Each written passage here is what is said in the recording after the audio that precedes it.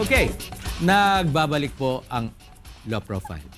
At alam nyo, 5 taon na ang nakakaraanan. 5 taon na ang nakararaan ng nalibing ng backhoe itong mga taong ito, mga journalists. No? Ano ba ang ating editorial ngayon, Attorney Nick? Naku, alam mo, napapanahon itong ating editorial ngayon. Ano? Kaya alos araw-araw naririnig mo pati sa mga pahayagan, marami nakasulat. No?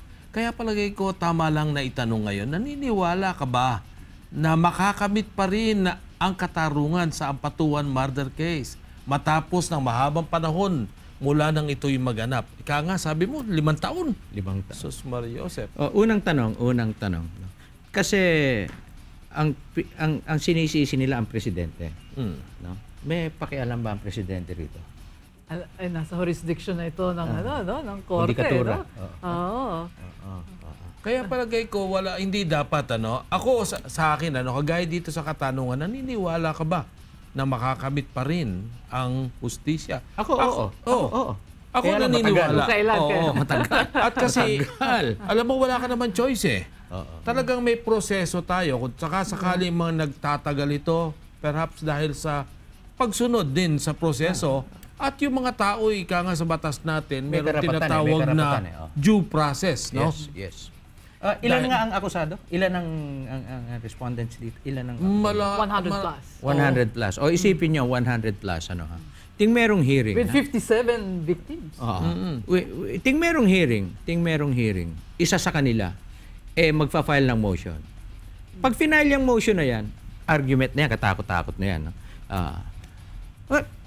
Walang mangyayari. Hindi ba? Tapos sasabihin, okay, submitted. Okay, pagkatapos sa susunod na hearing, iba naman ang magpa-file. Tapos merong motion for bail. Lahat yan. At hindi pwedeng hindi dinggin. Hindi pwedeng hindi dinggin ng korte yan. Dahil yan nga ang kanilang karapatan, due process. At lahat, uurirati nila lahat. Dahil kahit na akusado, may karapatan dito sa atin. Gaya yung motion, yung mga motion na yan, pagka na-deny, motion for reconsideration, tatagalan, meron na namang oras yan. Pagkatapos ng motion for reconsideration, iyaangat. Mahaba talaga yung prosesong yan. Matagal ito, mga kababayan, mga kasambahay. Yun din, hindi mo masisi din yung proseso. Hindi mo masisi yung humahawak na korte kung bakit despite doon sa binigay na direktiba before na inabutan pa ng dating Pangulo, Gloria Macapagal Arroyo, na sana 1 taon tapos na, umabot ng ganito kahaba at nandun pa lang tayo sa puntong ang dinidinig mo is hindi pa talaga yung krimen, kundi yung petition for bail pa lang. Marami ang akusado, marami ang biktima, marami rin ang abogado, marami ang mga witnesses, so marami rin ang fina-file na dokumento, hindi mo kayang pigilan eh. Ang natatakot ako, Attorney Agnes, Attorney Nick, napapatay ang mga testigo. At namamatay na ang mga testigo. Napapatay, hindi namamatay. Napapatay. Na-ambush. Yung mga nakakulong, walang namamatay. Sa mga akusado, Alam mo, yung isa lang ang akusado at isa lang din yung complainant, ang tagal-tagal na haba ng panahon inaabot ang kaso. How much more yung ganito karami, na 77 at mahigit 100 ang akusado. Pero bilang kasagutan dito sa katanungan. Yung ozone, it took 18 years. 18 years. Meron pa apila yan. Right. Alam nyo, wala tayong masisisi. Pero hindi tayo po pwedeng mawala ng pag-asa. Dapat ituloy natin. Huwag tayong pumayag na walang mangyari dito. Kaya ako, sa sarili ko, personal, naniniwala ako makakamit pa rin ang hustisya. Kahit papano. Ikaw ang huli, ha? Ako rin naniniwala ako dyan, dahil sa hindi naman natin masisisi ang mga abogado ng mga akusado, ng mga ampatuan. Dahil trabaho nila yan, that is their sworn duty to defend. Hindi naman ngayon pwede kasing mangyari na lugar na murder, homicide, etc. Iba-iba yan, iba-iba ang defense ang ilalaban nila. So hindi natin sila masisisi. Trabaho nila yan. At karapatan ng akusado yan, right to counsel yan nasa saligang batas natin yan. Kaya tatagal ito, pero sa punot dulo niyan, matatapos din yan. Yeah. Laging sinasabi nila is justice delayed is justice denied. Yun lang lagi mo maririnig. Totoo naman dahil talagang hindi ito simpleng kaso na may sinuntok, no? May natumba, may inistab pero buhay pa. Ito kaso ng mga talagang At saka heinous. Heinous. Pero ibang klaseng maputol krimen, kita sa sandali dyan sa justice delayed, justice denied. Ito rin yun, that works also dito sa mga nakakulong. Oh, yes.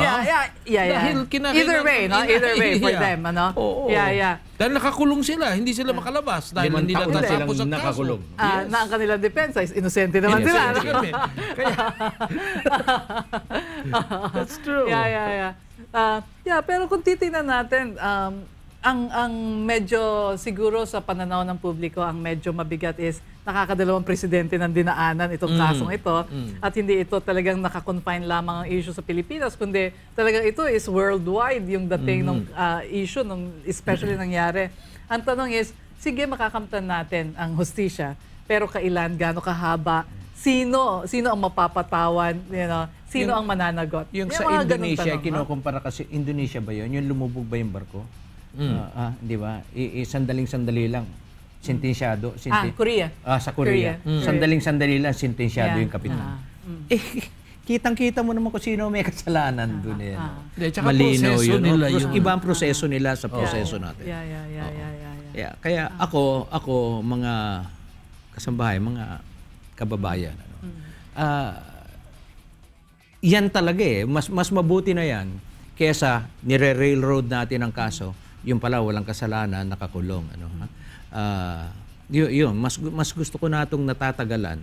Basta lalabas ang Sigurado katotohanan, wala tayong karapatang binabiolate, na sinisira.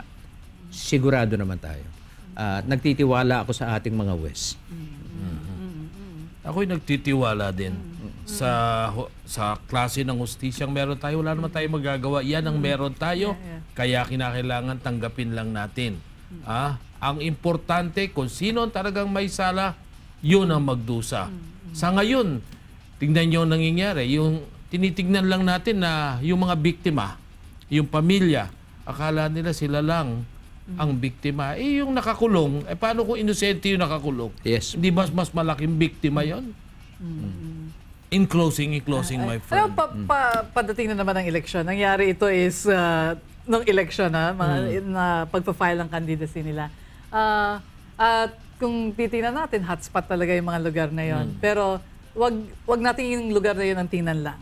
Hindi natin pwedeng sabihin na yung ganitong klaseng kalawak, na pangyayaring katulad na nangyari na Mindanao Massacre is doon lang pwedeng mangyari. Let's also take this as a precaution na dahil padating na naman ang eleksyon, painit na naman, alam naman natin kung ang patronage, political patronage sa local, medyo talagang matinding-matindi, no? Bantayan din natin. Sana maging magandang leksyon yung nangyari na yung hindi mo kayang gamitin ang iyong kapangyarihan, hindi mo kayang gamitin ang iyong kayamanan, hindi mo kayang gamitin ang impluwensya para ikaw ay magkaroon ng isang sarili mong kingdom, dominion, na sarili mong republika. Yeah, at huwag sanang maging pananaw na itong mga ganito pala, pumatay ka ng marami at hindi ka mapaparusahan. Kaagad. Huwag sana yun na makita natin dito. Ganun din pala, gawin na rin natin. Gawin na rin natin. Huwag sana yun na makita natin dito. Hanapin natin ang katotohanan. Matatagalan dahil napakaraming akusado. Pero at talagang sa ating hustisya rito talagang matatagalan. Sana ay nakapulot kayo ng mga katwiran at kaalamang legal sa ating 45 minutes na talakayan. Pero di pa po tayo tapos. Antabayanan niyo po ang pagbabalik ng Low Profile! Yes!